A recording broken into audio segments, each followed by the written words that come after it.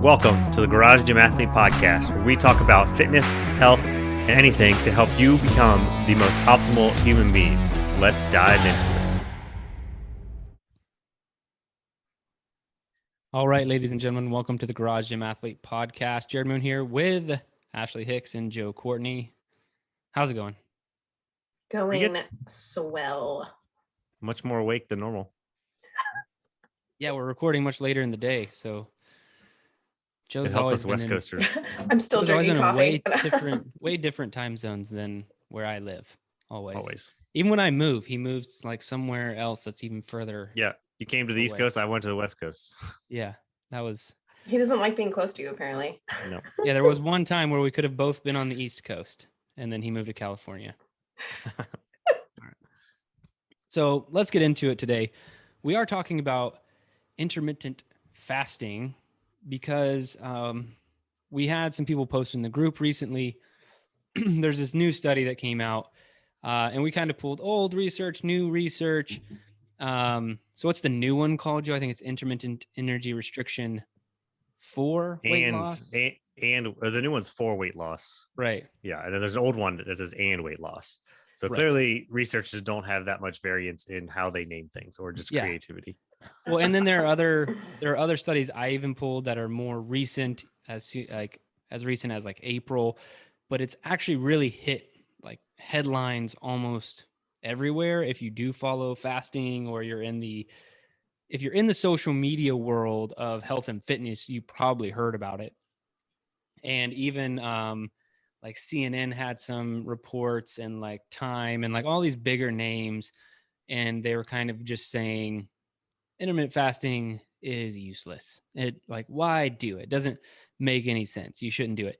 And I think that that's something that we need to unpack a little bit more.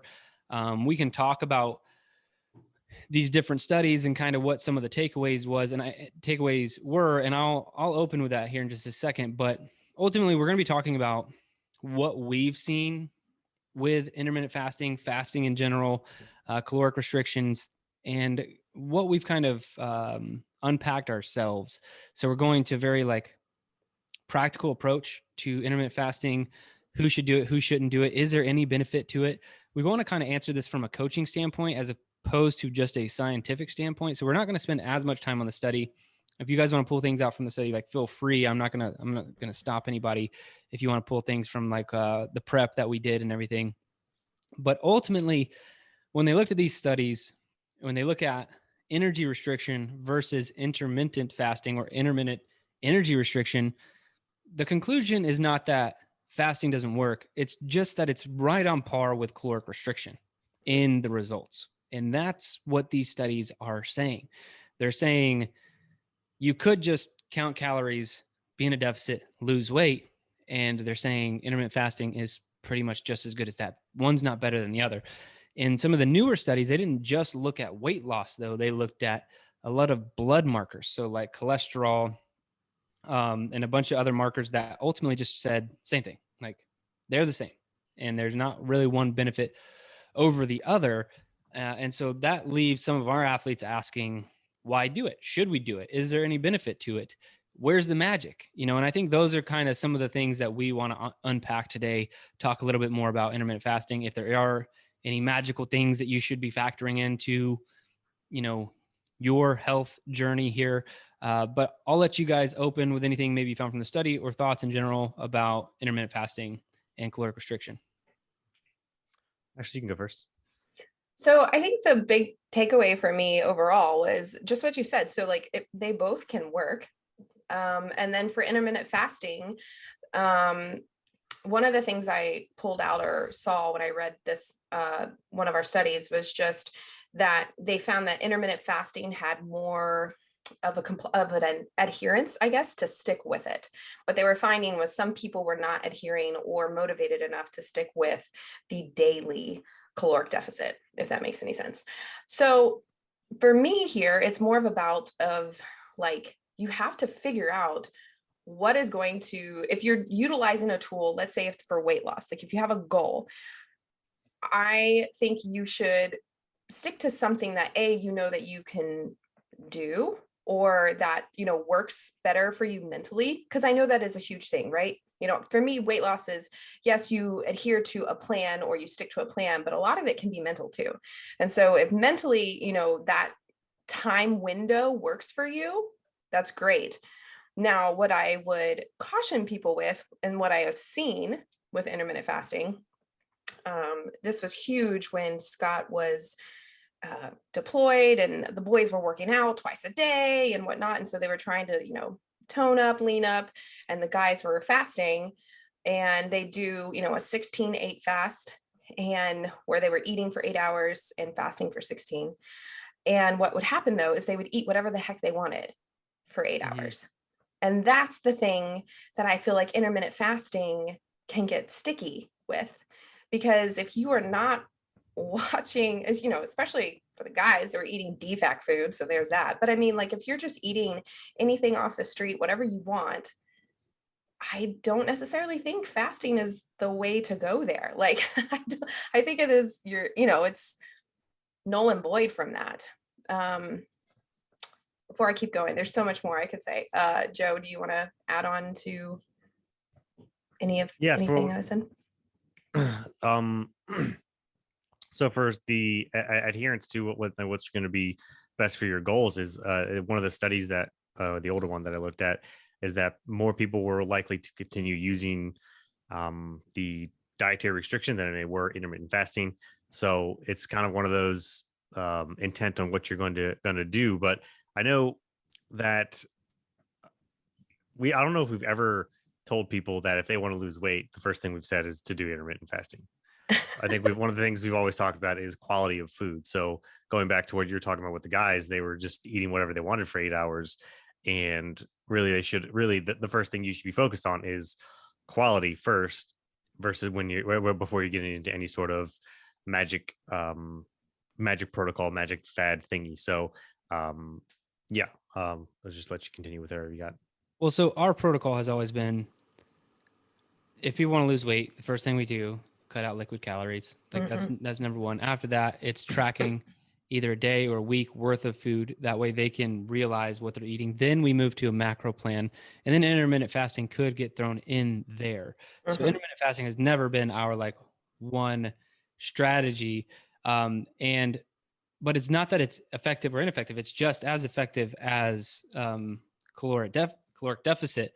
But I think that there's a lot more to get into. And so I'll just start kind of opening the conversation, because I think these are some of the things that Ashley's going to want to hit on too. But more recently, and I think we've probably unpacked these things for the listeners slowly, maybe in passing. If you listen to this podcast regularly, you've probably just heard us mention certain things, like things that we're starting to pay attention to more are stressors, like things that are stressing the metabolic system, because those are real and they take more of a toll on the body than I think science had even realized. And I think that, to be honest, we're even ahead of the curve on this, because we're not getting as much scientific data to back this up. We have in some cases, and we've covered some of those studies, but I still think that we're way far ahead of the curve, because we're starting to learn a lot of things about the human body, and we're very far removed from this. The body is a machine, and the harder you push it, the better the results will be. It kind of, the body will at some point say F you and break, metabolically break. And that's what we kind of proved in the Biggest Loser study. And so one thing I have mentioned on the podcast more recently, that I kind of dropped intermittent fasting altogether, and I just started eating food again, like in the morning. And the main reason I did that was not because I was like, there's no magic behind this. It's because when I shortened to this 8-hour feeding window and I had a strict cutoff at the end of the day, I would end up just being in caloric deficits over and over and over again when I didn't want to be, mainly because I would run out of time or I wouldn't pay attention. And so I wouldn't eat enough. And it was becoming almost habitual that I was in these caloric deficits that I didn't want to be in. And so I was under recovering and I wasn't feeling as good energy wise.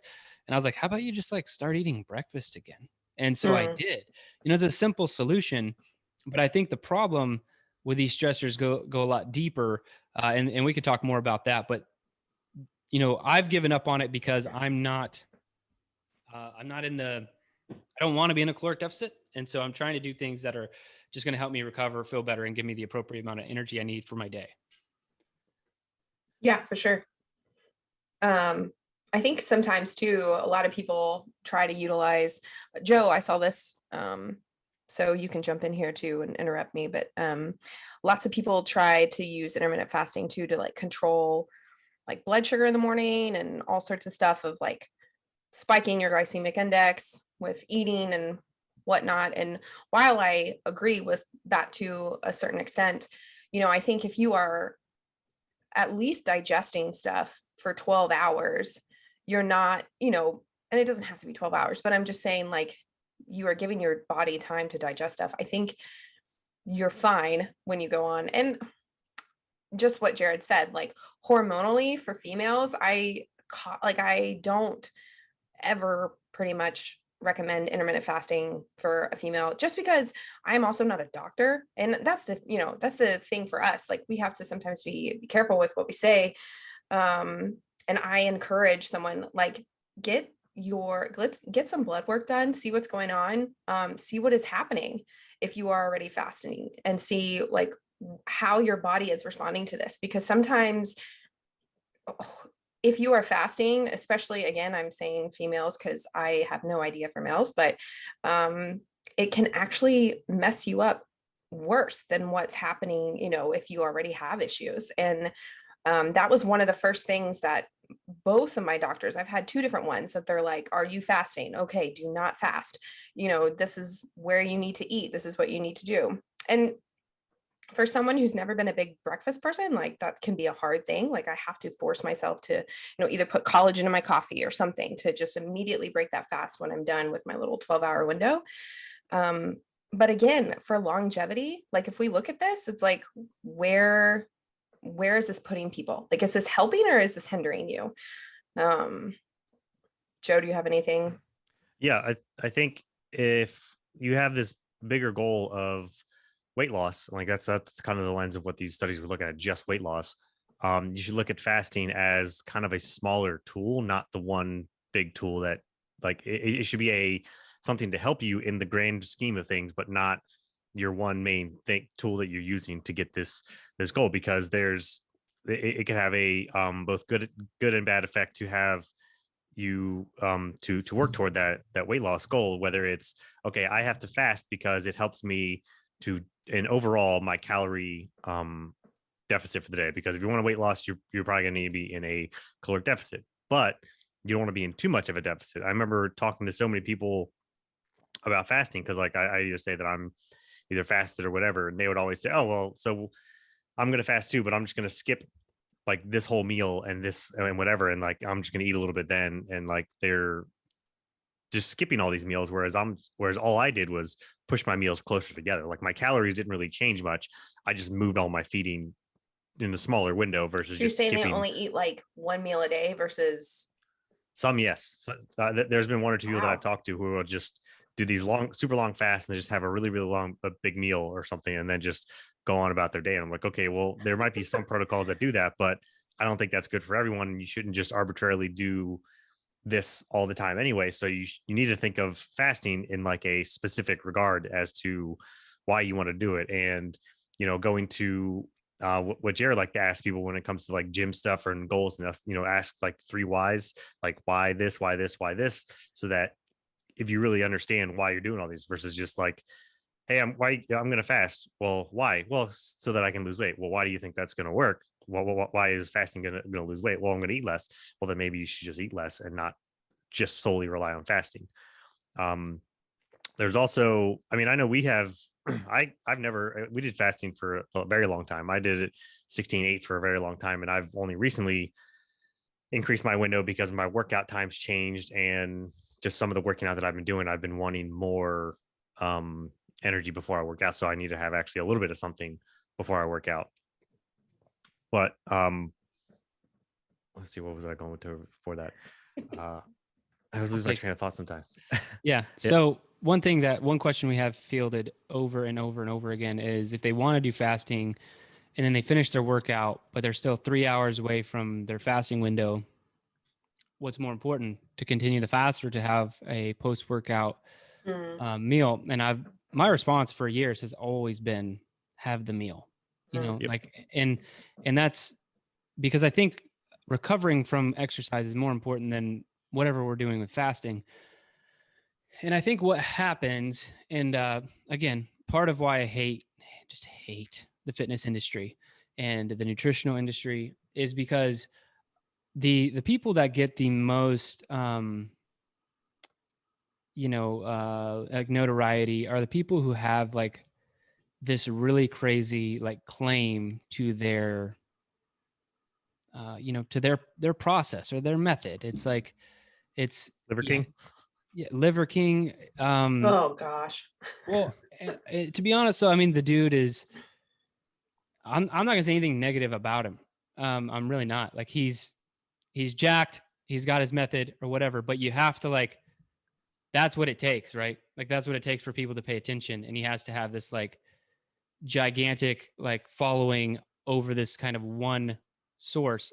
And then, but it's the same in a million other different things. When we go to keto, when we go to vegans, that's why I'm not going to say anything bad about him, because they all these camps have their extremes. And if you're not following an extreme, people aren't as interested. And our method is daily over decades. It's the least sexy thing that you could possibly do, right? Like we talk about it, just like making small, good decisions in health, fitness. And so we don't have that extreme. And so I think that it's harder for people to latch on to things that just work. But that's really what we're finding out, is none of these things really work. And I think that's what you're going to have happen to you over and over again if you're in this industry long enough, is like something comes up like intermittent fasting. There are all these claims that it's not just a caloric deficit. They're like, there's autophagy, there's gut health, there's like a million other things. And then people are like, well, actually, no. When the science comes out, it's like those things don't actually matter that much. You get more autophagy from exercise than you ever would fasting. Like all the science comes out on it, right? And then you're like, oh, well, then like, why are we doing it? But intermittent fasting, why do it to me, goes back to what can you do? And Ashley kind of started with this, but if you need to be in a caloric deficit and sitting on your phone and tracking every gram of like protein, fat, and carbohydrates that go into your mouth, if that's not fun for you and you don't feel like you can realistically do it, because let's be real, you probably can't for a long period of time. And if all I had to tell you was, hey, shorten your feeding window, you can only eat during these 8 hours a day. But I know as a coach, what I'm really telling you is I know you're going to end up eating less because you're going to get busy and you're ultimately just going to be going into caloric restriction. Yeah, I'm still accomplishing my goal, which is helping you accomplish your goal. And so if it's easier just to watch that, it's saying that it is just as effective, not that it's worse. There's just some of the magic is being lost on it. But another thing I think that we need to greatly differentiate here is we're talking about intermittent fasting. So 16-8, these kind of windows. We are not talking about fasting, because I think that, and this is personal opinion, not as much on science. I know that there was one study with like cancer patients. If they did like a 24-hour fast, I think it was before their chemotherapy, like the chemotherapy was a lot more effective. I think that that's one study. Documentary. That was really good. I didn't know there's a documentary on it. I had seen the scientific study on it. Oh wait, there's this fasting documentary that mentions that. Yeah, I thought you meant like a full documentary on that. Yeah, I have seen that. I forgot what the name of that movie was. It's probably called Fasting, isn't it? But I have actually read that study, and I think 24-hour or greater might be. I don't know for a fact. This is not coming from a science perspective, but I think 24-hour, 48-hour, 72-hour, I'm not suggesting people do that. I would much more be in the camp with Ashley, like, how about you talk to your doctor? But I think there might be a little bit more benefit to those types of fasts if you are getting into the, I want to help my gut microbiome and I want to, try and heal from some sort of illness or autoimmune condition, or my gut's constantly inflamed and it's causing, something else.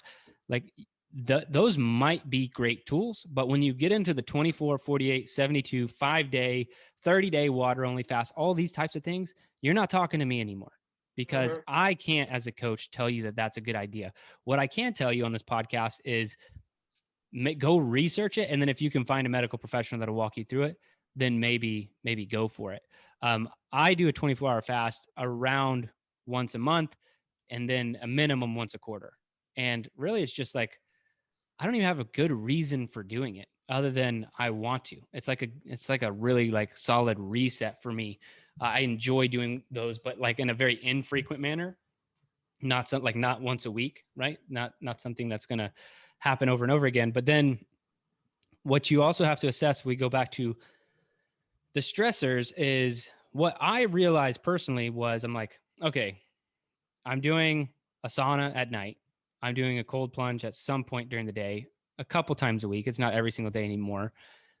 I regular hard exercise, more intense than most people. Fasting to where it would be caloric restriction. Entrepreneur, I think, just adds on a little bit more stress there. 3 kids. Yeah, I was like, children. So like when you start looking at all of that, you have to start to take into account, be like, how stressed and I don't mean like stress in a psychological stress. I'm talking about actual physical stress. Like how many stressors do we need for this hormesis effect? What doesn't kill us makes us stronger. That's what hormesis is. Like how many do I actually need to get better? And it's not all of them. And so if I need to cut out the fasting part, because I'm like, you know what? I don't need this when I have exercise. I'm doing, the sauna, all these, and I just enjoy these things. Like, that's why fasting, I'm like, yeah, sure, let's try it. Like I'm just kind of like these things, but I have no real goal. I'm not trying to gain weight. I'm not trying to lose weight. As far as I know, there's no like medical issues that it'd be helping with, so you have to really weigh the pros and cons of if you are adding a stressor to your body, look at your overall cumulative stress in your daily life and see if it's worth adding on, because everything, I've been saying this on the podcast a lot more, everything has a cost. Yes. Everything has a cost. There's nothing that doesn't come without a cost. Like if you were to go exercise really hard every single day for an hour, but then you just completely screwed up on the recovery side. Like you didn't eat enough food, you didn't drink enough water, you didn't sleep at all. Exercise might not be beneficial for you. Like it really not. And I'm not saying you shouldn't exercise. I'm just saying it's just eating away at you, because you're like, if you're sleeping 4 hours per night and you're doing all these other things, like, and you can't recover from that exercise, super compensation, like that's the best part of exercise. That's what makes it a good thing. But in the acute form of exercise, it's actually a really bad thing for your body. So you need to be able to recover from it. And these are the things that I think that we should be talking about when we're talking about one individual strategy about whether or not it's good or bad. You really need to start looking at, is it good or bad for you? What do you have going on in your life? And, can you realistically handle this? Is it too much stress for you? Is it just the right amount? Because I think if you are, let's just say, sitting around, you don't exercise that much, your job's not very stressful, you have no kids, I'm just saying, like, you're not that stressed out. And I say, hey, how about you try some intermittent fasting? We're pulling like one lever, right? It's like, you're doing basically nothing. You're not that stressed out. Your life's not that hectic. And I'm like, maybe you should try some intermittent fasting. And I don't think very many people have that life, but I think it's like, okay, that's one stressor we're adding to your life here that might actually help you move the needle. And it's a very easy one to pull. But on the flip side of that, if I get somebody who's more like probably any one of us who have more stressful lives than what I just drew a picture on, then I really have to take that into consideration as a coach of like whether or not we pull that lever for you. And a lot of times these days, it's not going to be pulling that lever. It's, I just have to go back to over and over again, the unsexy stuff that's going to make us better, and trying to get people to be more consistent in those things, because I don't believe in all this other crap so strongly. So is that a belief? Like, I don't believe so strongly that I can't do anything else. Like I can't pretend to take some sort of hard stance on one of these like magical things, because it's not useful. It's not useful for anybody. And I can't ethically talk about those things like a lot of other people can on social media and everything else. Well, and I feel like things are ever changing and evolving. And that's the whole point. Like we're looking at all these science that comes out, and it, stuff that we were talking about years ago. And now it's like, hey, look at this, and so I think you just have to be super careful and not like I feel like people get so stuck on this one thing. Like this one thing is going to help you. And if you just do this protocol, this is what's going to work. And I was like, no, that's not necessarily true. And I feel like finally more and more studies are coming out saying a lot of this is individualized. A lot of this is, it's different for everybody. Yeah. Sorry, Joe, I interrupted you.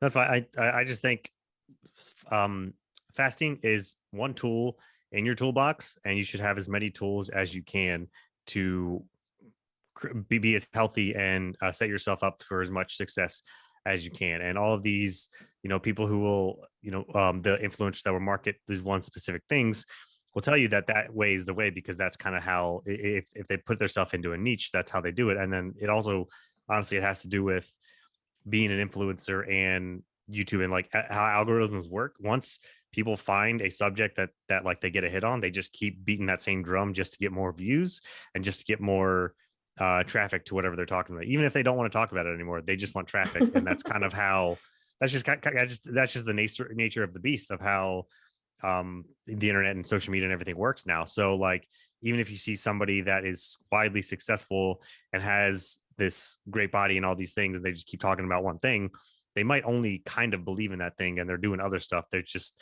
not as sexy to talk about.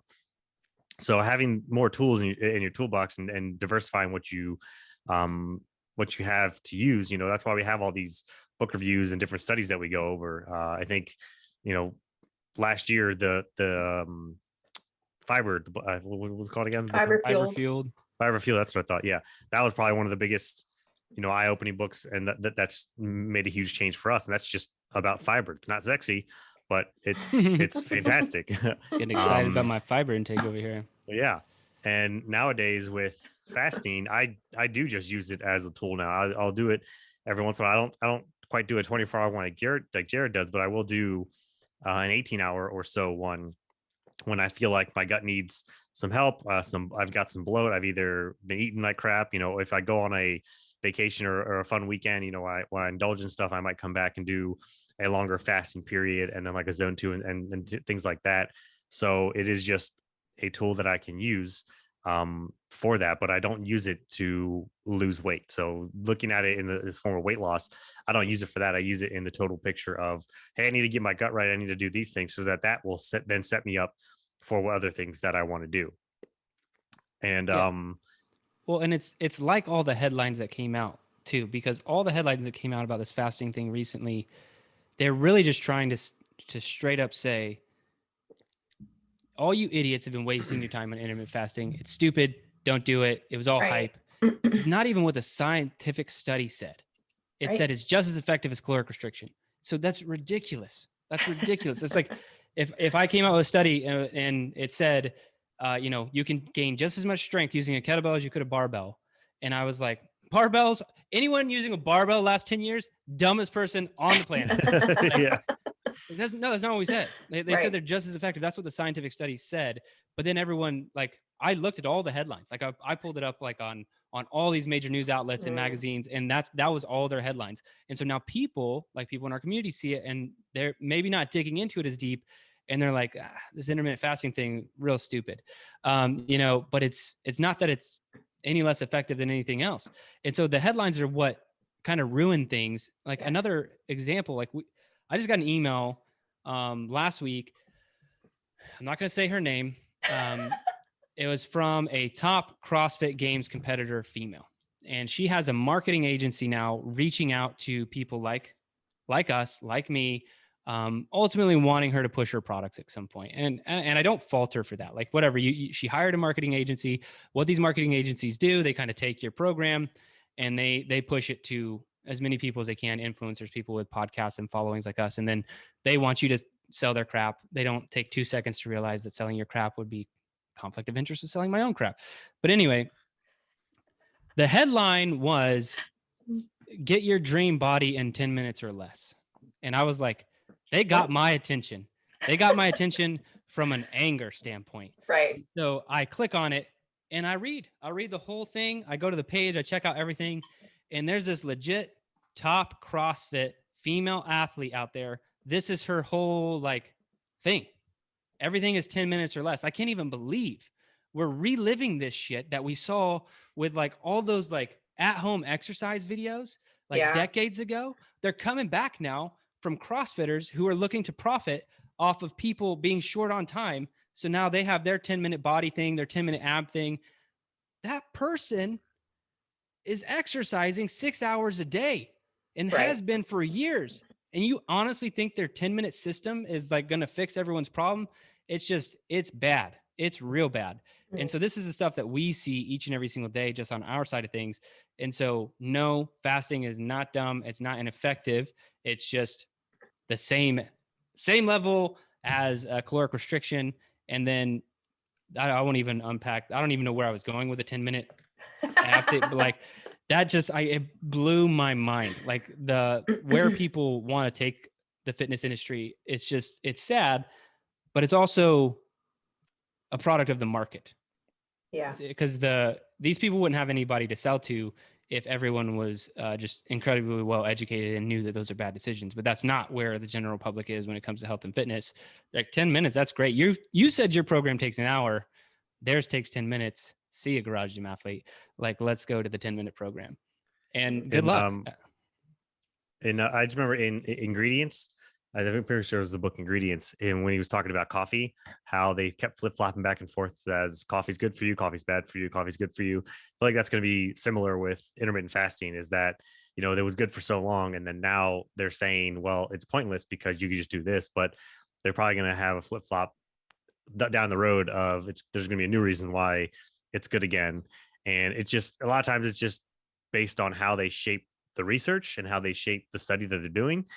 And one thing that I wanted to point out for both of the systematic reviews that we looked at, they both favored to a certain extent intermittent fasting in the short term when it came to weight loss. But how they defined short term, one of them defined short term weight loss as a year. Yes. Yeah. The other one was 6 months, which I also think is fairly short for short term. But like for people who want to lose weight in like 2 months, that's not short term. Short term should be 6 months to about a year. That's short term. So, and then past that point, it was either dead even or maybe even favored the caloric restriction one. And like I said before, people were more likely to stick with caloric restriction versus intermittent fasting. And you don't really need to do intermittent fasting for that long anyway, if you just do a regular one. But that's kind of one of the points, was that like you can do your fast, do it for a little bit, sprinkle it in there, but don't think of it as something that you have to follow all the time, because it's more about, and then you know with weight loss, you need to look at it much longer than you probably already are, because if short term is 1 year, then you got to think about, like, this is a marathon, not a sprint. And that was also one of the main points about the Biggest Loser thing that we went over, was that how ridiculous that their protocols were. So just knowing that as well, I think makes a big difference. Yeah. And, one thing we used to, we have the EO3 elements now, but it used to be called the recovery game. I don't know if you guys remember that. And how the recovery game worked in our app was you would do things that would kind of knock you down points. And so we even had like exercise. If you did your training session today, that would knock you down points. And people didn't understand that at first, because it's like, why wouldn't it just add points? It's like, because you've put a stressor on your body. You now need to like do things to mitigate that. So recovery basically follow the EO3 elements is what it came out to be. And if we were to add all the things that people could be doing, like I was talking about, like intermittent fasting, that'd knock you down a point, exercise knock you down 2 points. And then you're trying to get all these points just to get back up to even, which is where you want to be, or above. That's how people need to start looking at these things. And the only reason we moved away from that is because with the gaming of the system actually started to hurt how people were looking at it. It was more like, okay, if I want to drink 6 beers tonight, I need how much turmeric am I going to need tomorrow? And go on 3 walks. Yeah, how much turmeric tomorrow, and like long walks with my dog am I going to need to recover from those 6 beers? And I'm like, you are, missing the point. Abusing the recovery game.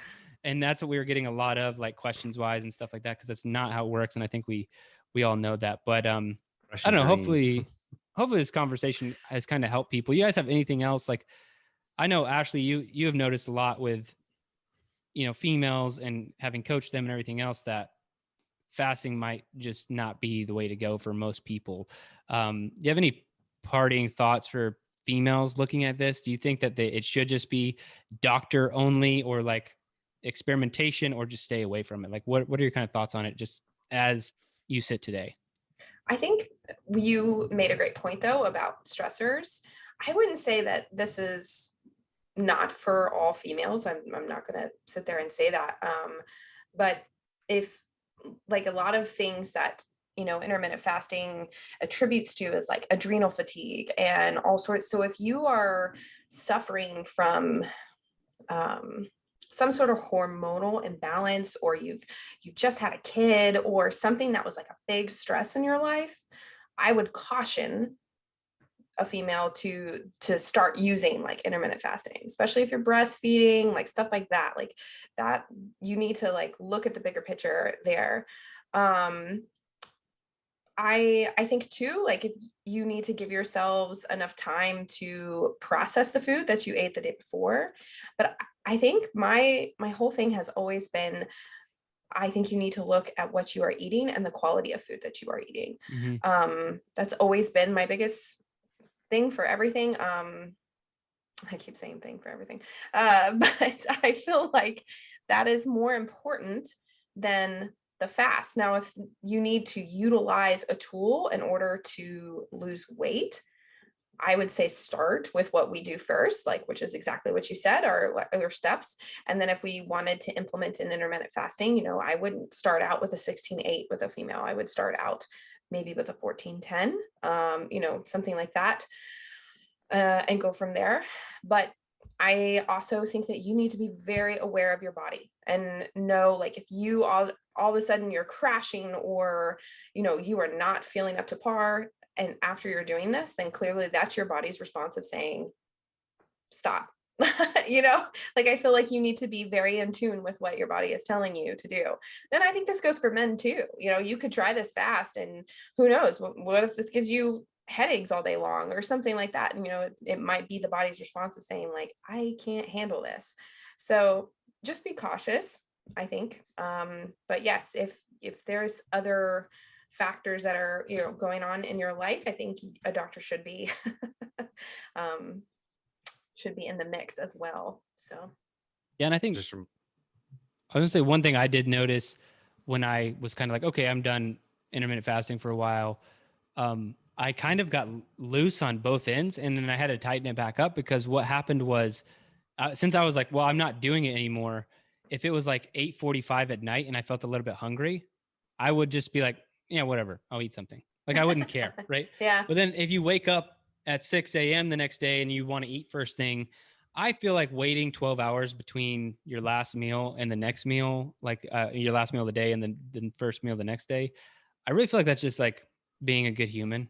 Like, to be honest, I don't think that there's anything crazy or scientific about it, but like, if you just look at constantly that, and this was always my issue and why I thought fasting would be great, is just like this insulin roller coaster ride. Like, right. You don't need these like hits of insulin every couple of hours. I think it makes your body less resilient. So yeah, I think 12 hours, like we have in the EO3 elements, I don't even really call fasting. I'm just going to be calling that like good human practices. Digestion time. Yeah. Joe, what's your stance, man, as we kind of close it out here? Like, you, is it just the worst thing that anyone could ever do, or Fasting? Yeah. No, I mean, I did that for a very, very long time, and worked out great for me, especially for my schedule. I think that, I mean, I've said most of what I could for, use it as a tool in your toolbox, but don't try and force it into your situation. We've talked about people who, work out at 5 a.m. and then they eat dinner with their family at 7 or 8, says like 7 p.m. And they think, okay, I got to do a 16-hour fast in. So how am I going to structure my workout so that I work out at 5 a.m., but then I don't eat till 9 or 10? It's like, well, maybe don't. You can move up your dinner a little bit, but then you're just eating by yourself and not with your family. So I think bigger picture, maybe it's not the best thing. And if you really want to do a fast, just do a 1-day, 24-hour thing and call it good. Use it as one of the, as that you shouldn't try and, you're adding stress to add more stress is basically how you're kind of doing if you're really trying to force a fast on you. And then you're stressed if you're not following the rules. Right, About the exactly. stress that you're trying to put on. Yeah, it can get compounded pretty fast. Slippery slope. So that's kind of intermittent fasting. I think our take, the listeners, whatever, do whatever you want. But those Take it or leave it. Yeah, those are our thoughts. Now, I would say the next area that I'm keeping an eye on that I really feel is coming, I feel like it's been a long time coming, and we've kind of talked about it, but concurrent training, I think, is just being proven over and over again that it's going to be the most effective way like human beings should operate, like period dot. And I also think what science is going to land on in the next 10 years is like an overwhelming amount of zone 2 low aerobic cardio, in conjunction with resistance training is like, if there's like a perfect human diet, like a perfect human like training program, that's going to be it. Like an excessive amount of aerobic low end work with a good amount of strength training in there. Like, I think that's where we're going to land. That's just what I'm seeing right now, because we're also able to tell if exercise is more detrimental than we thought following like high intensity models or anaerobic only, like bodybuilding and stuff. And they're finding out that these people typically have poorer recovery markers. Their mitochondria is a little bit less healthy, which is not like an area of research that people have really been into until more recently. So we're actually being able to prove it's not like this arbitrary, we do concurrent training so we think it's the best. It's like, look at this elite level CrossFitters like mitochondria. They're less healthy, which means their longevity is probably not going to be as good. And when I say longevity, I mean like length of life is not going to be as good unless they make some changes to gain, healthier mitochondria. And again, I'm not talking as much from a science base right now. I'm talking about we get a feeling. I think we get feelings from these things from what we see from our experience plus reading the research. And I think that's what makes good coaches and good directions in health choices. And this is just kind of the direction I'm seeing right now. So stepping outside of fasting, I think for training, that's just going to be commonplace. I'm starting to see a lot of people who are like strength training only type people content talk about the need for like a aerobic base. And I'm just like laughing my ass off about it, because I'm like, yeah, welcome to just like how human beings should operate, but it's because like typically their competitive careers are nearing an end. So they don't need to stand on this pedestal of do it my way and this is how it should be done. They're like, I should probably do some low aerobic stuff and like some hypertrophy stuff and like call it a day. And I think that'll be the next thing that we're talking about maybe this time next year of like, oh, look at these landmark studies where, all these things are being called out and whatever, but it's coming. It's coming. I mean, it's already, I see it on like I follow a ton of like functional medicine doctors and hormonal people. Emily, your wife, has helped me so much. And like we always send each other articles back and forth, and a ton of it, even for females, they're like, stay away from HIIT. They're like, stop the HIIT, stop the high intensity. And there's this one lady, she calls it the 2 W's. It's like walking and weights, but she's not talking about like just a light little walk. Like she's talking about like a zone 2, like getting a little jog, like walk with your weights. And that's what she recommends to all of her patients. And I don't know, it is really cool. And I totally agree with you. Like I keep seeing things pop up of like, you need a little mix of both here, and stay out of all high intensity at all times. So. Yeah. Zone 5 for 40 minutes a day, every day. Don't worry, nothing bad can happen. Right? Like there's no way. So you might not break. Yeah. I think I get 40 minutes of zone 5 in like a year. Right. But that's just me. That used to be just been in zone 5 in a long time. those days are behind me. So I try not to do that anymore. But yeah, but it's going to take like one influencer to change like concurrent training isn't as trendy enough of a name. Somebody's going to call it something else. Oh yeah, and then for sure. Once that blows up, people are gonna be like, hey, have you heard of this? I'm like, oh, do you actually mean concurrent training? Because we've been doing it for decades. They just put their own little stamp and label on it. Right. Oh yeah. Oh, okay. This will be my last thing. Then we can move on to the Meet Yourself Saturday. I screenshotted something that I thought was just awesome. Oh, no. So I am not upset that I'm not like this massive influencer. And if anybody thinks I'm like bitter about it, I'm not. I'm bitter about like the misinformation that gets up there, but I kind of hate social media. Like I really don't like checking it. I don't think it's good for mental health. I just have some like bigger stances on social media. And so if I have those, again, going back to like my personal ethics, like if I feel that it's like not a good place to be, like why would I just spend as much time as I possibly could on social media when I don't truly believe in it, just to try and grow my business when apparently we found other ways to grow the business that don't involve any one of us having to be this like influencer pushing these like ridiculous things. So anyway, this guy comments on this huge influencer. I'm not going to mention any names here. I saw this on Instagram and I thought it was awesome. So big influencer, I mean, hundreds of thousands of followers, post something, and someone commented and they were like, why is your content so like this bubbly TikTok-y, like, like the how content is these days, where it's like they're trying to get this massive point across, and you have to do it in like 15 seconds in a TikTok style video. And like, when they like point at each thing. Yeah. And so this guy was just kind of like straight up asking him like, why do you do that? And I was like, that's an amazing question. Like, I hope he responds. And the influencer did respond. And he said, I wish I could do it that way, but if I did, I would have less than 10,000 followers. So the reason I think that that's such an awesome response is that this influencer is admittedly doing something that they hate just to follow the algorithms that Instagram's forcing upon them. Mm-hmm. And I get it. Like in business, you might have to do things that make you uncomfortable, that you don't want to do to make your business grow. For me, I've just kind of decided that's not one of the ones that I enjoy, that I want to push myself to do. But admittedly, this influencer is like, I hate it. I wish I didn't have to do this. It sucks. But apparently this is what I have to do to get things to grow.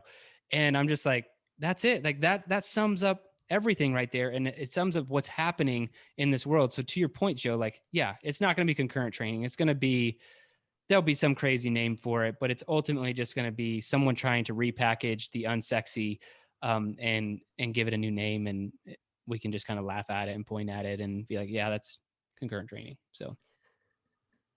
You sure you don't want to be shirtless and be the concurrent training face? Yeah, we can start brainstorming what we should call it now and start buying all the domains. Right. Well, I just know if we started a supplement line to go with concurrent training, we would be absolutely crushing it. We could probably have like a morning vitamin type supplement, an evening sleep aid type supplement, some sort of whey protein supplement for your middle of the day, a meal replacement. You gotta have your pre-workout somewhere. Yeah. We would just crush it. And that's an actual revenue stream that we just say no to, because I'm like going back again to that weird little voice inside me that like makes all my decisions. Whether or not I can sleep well at night, I say no. But some people are okay with it and they think they're doing good in the world. But let's talk about the Meet Yourself Saturday workout. Ashley, speaking of stressors in your life, it's burpees save me. And you're going to start out with a 2,000 meter row time trial. You can run it, but row sucks. And it is a time trial. Keep that in mind. Then you get to rest for 7 minutes before you move on to 9 minutes of max burpees. Now the kicker here is if you get 109 burpees saved you. If you got 108 or below, then you have to do another 2,000 meter row or run. And in my personal opinion, that should be a time trial. You're not just doing another 2,000 meter row or run. It should be all out, just like you did the first one, which that's what makes this bad Johnny suck. And I want to go first here. And I just talk about, because we just talked about high intensity and whatever, like 2,000 meter rows. Should you be in zone 4, zone 5 here? And I kind of want to open this up for how I think you should approach it if you have a very, very long-term view of your fitness journey. We're talking about like decades, 2 decades. So your race pace as an aerobic-based athlete should be zone 3. And then zone 4 if it's like the finish out of the race. That's pretty like deemed acceptable information for aerobic-based athletes. And this is aerobic-based time trial. So keep that in mind when you do this. If you can do a 2,000 meter row, maintaining zone 3, and then let's say for the last 500 meters, 400 meters, you go to zone 4, that should probably be your approach here. And if you're like, well, a zone 3 2,000 meter row gets me a 9 minute 2,000 meter row, when really if I go all out zone 5, I can get like an 8 minute or a 7 minute. What you're telling me is like your aerobic base sucks, but your mental grit's pretty good. And so the solution is a lot more low end aerobic based training, zone 2 training, a lot of it, till eventually your zone 3 is getting you a 7 minute 2,000 meter row because you've gotten so damn fit. That's what happens. And so that's just how fitness works and how I think you should approach this. And if that means you move a little bit slower, that's fine. So zone 3 going into zone 4 towards the end, and then the same thing for that second 2,000 meter row if you don't get it. Now the burpees, that's just all out. Like that's going to be whatever you can handle, because that's where the true stressor of the workout comes in. You have the rest in between the 2,000 meter row. But if you're going zone 5, oh, I didn't make it, zone 5, that's not how you want to tackle this workout. It's not going to build your actual fitness in any way. It might build some of your mental fortitude though, which I'm not saying that there's no benefit to. So you just kind of have to assess who you are as an individual. So that's my take on this workout and how to approach it over a long period of time. Yeah, just do your burpees so you don't have to do that extra row. Get them done however you can. Just that's it. That's the main thing. Yep. Simple enough. You good? Anything, Ashley? Nope. Oh, okay. Cool. Well, we'll get out of here. I appreciate everyone listening to multiple rants about intermittent fasting, problems with the fitness industry, influencers. Yeah, and all those things. So yeah, if you are in it for the long haul, which a lot of you are, I appreciate it. I appreciate all the garage gym athletes we have sticking around. I've actually heard some like behind the scenes stories of a lot of this, the daily over decades, like what it's kind of leading to. Even people in our program who've been around for a few years, I've gotten some messages and stuff about they may have only been hitting like, I don't know, like 180 workouts, 200 workouts a year. And then they really wanted to push themselves in their consistency. And now they're doing a consistent and consecutive 5 to 6 day week because they're shooting for this 300, and how much their fitness has progressed over these last 6 months. So it really just goes to show that consistency is the main thing. So all of the athletes out there tackling our Daily Over Decades Challenge, really appreciate you guys. If you want to be a part of our community, part of the athletes that I'm talking about who are in it for the long haul for Daily Over Decades, go to garagegymathlete.com, sign up for a 14-day free trial. We would love to have you. But that's it for this one, guys. Remember, if you don't kill comfort, comfort will kill you. Gym Athlete Podcast. If you want to learn more, go to garagegymathlete.com. You can learn about our training. Let us send you a copy of our book, The Garage Gym Athlete, or you can even get featured on the Garage Gym Athlete Podcast. Thanks for listening.